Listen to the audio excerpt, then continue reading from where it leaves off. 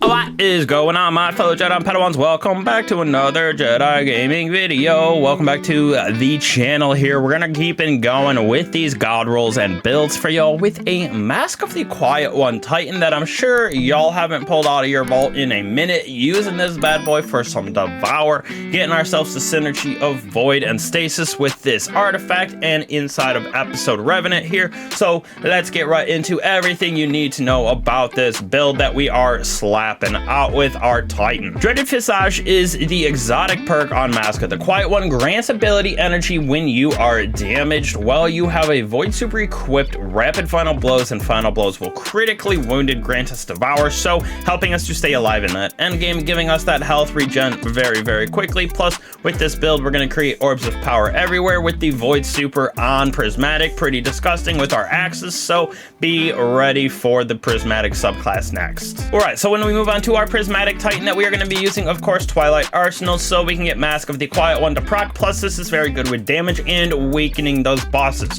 For me, going with Tower Barricade with Strafe Lift as well as Frenzy Blade, so we can get that triple consecration, as well as that Pulse Grenade so we can jolt targets. Plus on top of that, we're going to be using Unbreakable so we can become even more invincible and unstoppable like a tank Titan should be. On top of Mask of the Quiet One giving us Devour, we're going to have Unbreakable, eating a bunch of damage when we use our grenade, and then it is also going to give back that Frontal Blast, which bursts a void energy like wave at enemies, doing some damage as well and temporarily disorienting them. So pretty good little tank ability in my personal opinion with the Unbreakable. Then of course we got our Consecration here, so we can get some juice with the triple consecrations and all of that we got going on with this build. Facet of Awakening is our first fragment right here. Rapidly defeating targets with light darkness or super final blows generate elemental pickups of the matching damage type. So we're gonna have potential to get strand tangles, we're gonna get fire breaches with this build,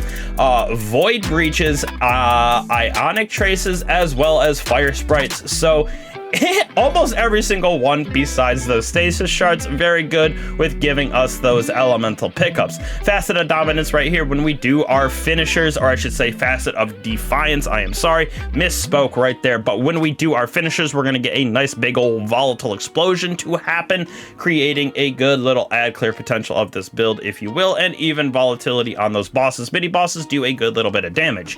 Facet of Solitude number 3, we're going to get those landing precision hits, emits a severing blast from targets. Well, Transcendent, the sever is bigger, so very nice. Since we're pairing this with a stasis pulse rifle, we're going to be able to get frost armor on top of this because of our artifact this season. Facet of Protection giving us that resistance when we are up close and personal with those enemies. Definitely one of my most used Transcendent fragments right here.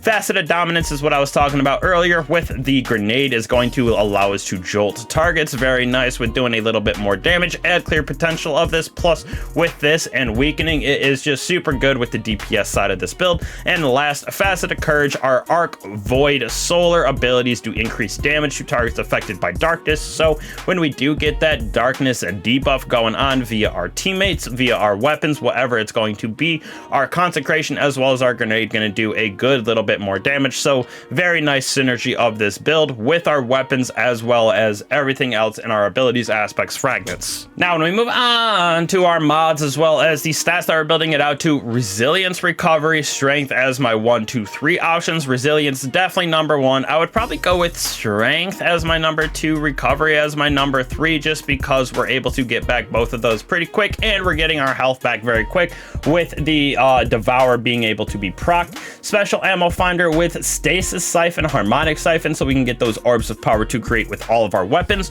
Grenade Kickstarter, so when we do throw our grenade or use our Unbreakable aspect in our fragments and aspects, we are going to be able to get a good chunk of that grenade back depending on how many armor charges that we have. Impact Induction with Fastball, being able to get our grenade back when we do damage with our powered melee. Concussive Dampener, Arc Resistance, Harmonic Resistance, totally up to you depending on the content you can go into. You can switch these on and off, as well as your Concussive Dampener, totally like I said, depending on the content. Stasis Holster is what we're going to use here in our boost, as well as double orbs of restoration. So when we pick up those orbs of power, we're going to get back our abilities with the least amount of energy, so helping with that ability spam of this build. Reaper with powerful attraction. When we use our class ability, we're going to create more orbs of power, with all of those orbs of power actually being collected straight to us with this powerful attraction, allowing us to stay behind cover a little bit easier while picking up all of those orbs of power that we are creating for our grenade Kickstarter. And then Bomber, when we do use that class ability, again, we're going to get a little chunk of that grenade energy back. So good little feedback loop, like I said, of getting our abilities as well as just having that armor charge, orbs of power, getting our super, getting grenade Kickstarter to proc, everything in that aspect as well. Now, when we move on to our weapons, for me, I'm going to be using Syncopation with Outlaw Headstone so we can get stasis crystals to spawn, helping us to get back our melee energy, plus the artifact this season is obviously juiced for that stasis synergy. For me, using Harsh Language with destabilizing Envious Assassin on it, very good for stunning those overloaded champions, and on top of that, we're getting that nice explosion via destabilizing rounds for the ad clear potential of this build, rather than just using it for a DPS side. And then Salvation's Grip, I am still working on the catalyst for this bad boy, but very good with having that synergy, like I said, of the stasis burn this season with our artifact down here, plus Salvation's Grip, not too terrible for damage when you get it juiced out, having all that shatter go off in itself. Alright, last but certainly not least, we got ourselves the Apothecary Satchel right here with Unstoppable Pulse, Overload Breach Grenade Launcher, Rapid Impact, so our grenade launcher is going to have a faster reload with our Breach Grenade Launcher right there, as well as Salvation's Grip. One with Frost, so while Frost Armor is active, stasis weapons have increased reload and stability, definitely super nice. We're going to get that Frost Armor by rapid precision hits with that Stasis Syncopation Pulse Rifle that we have. Super, super nice, like I said, for giving us some extra little damage resistance as well on this build. Crystalline Stasis Converter, nothing too crazy about this one because we're not using a stasis melee, but really wasn't sure where else to throw this inside of the build. Armor of Aramis, Frost Armor is active, taking critical damage, it creates a freezing burst. Again, we're gonna have that via our windshield right there. Brain Freeze, frozen targets come surrounded by a freezing chill, slows them if they are not already slowed. Very good with that stasis synergy once again. Hail the Storm, very good for shattering those stasis crystals that we're creating with this build, and that Syncopation Pulse Rifle having a little extra oomph to them by shattering, sending out those tendrils that slow and do damage. Concussive Reloader, so both of our grenade launchers are going to be able to weaken targets as well with this build, on top of the weakening that we're getting from our super, so pretty nice with that damage output. And then last but not least, all those Void Breaches and Stasis Shards that we're going to get, going to help us with our class ability and melee energy refund, so we're going to be able to spam those again even more than normal. So absolutely juicy with this build, was loving it a lot. The Devour to get procced with the Mask of the Quiet One is definitely slept on.